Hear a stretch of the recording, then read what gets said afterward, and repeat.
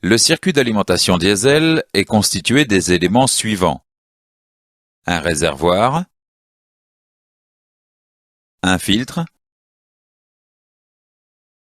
une pompe basse pression, une pompe haute pression, une rampe d'injection et des injecteurs. Le rôle du réservoir est de stocker le carburant. Le filtre retient les impuretés contenues dans le gazole qui pourraient endommager les pièces sensibles du circuit. La pompe basse pression aspire le carburant du réservoir et alimente la pompe haute pression. La pompe haute pression alimente la rampe d'injection en carburant sous haute pression. La rampe d'injection stocke le carburant sous haute pression et alimente les injecteurs. Les injecteurs pulvérisent le carburant dans la chambre de combustion. Le circuit d'alimentation diesel est constitué des trois circuits suivants. Un circuit basse pression, un circuit haute pression et un circuit de retour. Le circuit basse pression permet l'alimentation en carburant de la pompe haute pression depuis le réservoir. Le circuit haute pression permet l'alimentation en carburant des injecteurs depuis la pompe haute pression. Le circuit de retour permet le renvoi de l'excès de carburant du circuit haute pression vers le réservoir. Les systèmes d'injection diesel sont très sensibles à la pollution. L'introduction d'impuretés dans le circuit d'alimentation peut conduire à l'endommagement ou la destruction du système d'injection. Les principes de propreté doivent s'appliquer depuis le filtre jusqu'aux injecteurs. Lors d'une intervention, il est impératif de boucher les différents conduits du circuit. Un kit de bouchon est disponible au magasin de pièces de rechange. Les consignes de propreté sont décrites dans la documentation technique. Le circuit de carburant basse pression est constitué des éléments suivants. Un réservoir,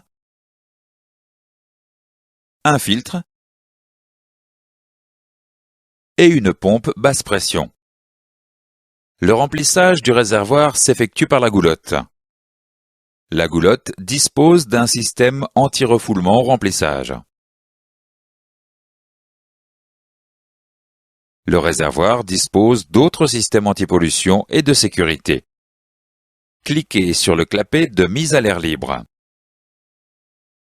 Le clapet de mise à l'air libre permet d'éviter les phénomènes de dépression liés à la baisse du niveau de carburant. Cliquez sur le clapet anti-fuite en cas de retournement. En cas de retournement, un clapet obstrue la mise à l'air libre afin d'éviter les fuites de carburant. Le filtre retient les impuretés contenues dans le gazole qui pourraient endommager les pièces sensibles du circuit. Le remplacement du filtre s'effectue par échange de la cartouche filtrante en ouvrant le boîtier ou en remplaçant le boîtier complet. Le remplacement de l'élément filtrant nécessite l'ouverture du circuit de carburant. Il convient de respecter scrupuleusement les consignes de propreté. La pompe basse pression est une pompe mécanique entraînée par l'arbre de la pompe haute pression. Il existe deux types de pompes mécaniques. Les pompes à engrenage et les pompes à palette. L'eau contenue dans le gazole peut causer des dommages à la pompe et aux injecteurs.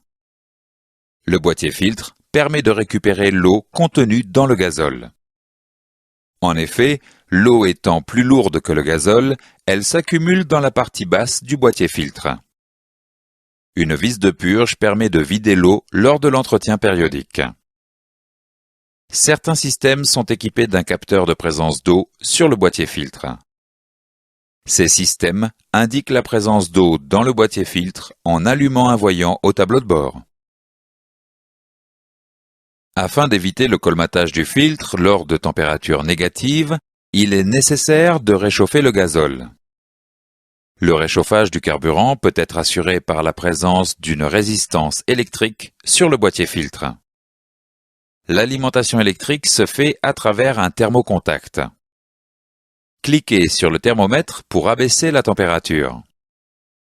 Si la température est négative, le thermocontact est fermé et les résistances chauffent le gazole. Dès que la température devient positive, le thermocontact s'ouvre et l'alimentation est coupée. Le réchauffage du carburant peut également être assuré par le bouclage du circuit de retour. En effet, le carburant provenant du retour a subi une élévation de température due au frottement mécanique lors de la mise en pression. Un élément thermostatique oriente le carburant provenant du retour vers deux circuits. Cliquez sur le thermomètre pour abaisser la température. Si la température est négative, le carburant est orienté vers l'entrée du filtre. Si la température est positive, le carburant retourne vers le réservoir. Certains véhicules utilisent un circuit de refroidissement du carburant afin d'éviter sa surchauffe. Le circuit de retour de carburant vers le réservoir se caractérise par la présence d'un serpentin situé sous le véhicule. Le serpentin, soumis au flux d'air en roulage, permet d'abaisser la température du gazole. Certains véhicules disposent d'une pompe basse pression électrique en complément de la pompe basse pression mécanique. La pompe électrique fonctionne alors uniquement sous contact afin d'amorcer la pompe mécanique et de faciliter les démarrages. D'autres véhicules utilisent une pompe basse pression électrique en remplacement de la pompe basse pression mécanique. Dans ce cas, un régulateur de pression situé dans le boîtier filtre régule la pression à une valeur constante. Une poire permet de purger manuellement le circuit d'alimentation lors d'un entretien ou à la suite d'une panne de carburant. La poire se situe avant le filtre. La présence d'une poire manuelle signale l'absence de pompe d'amorçage électrique.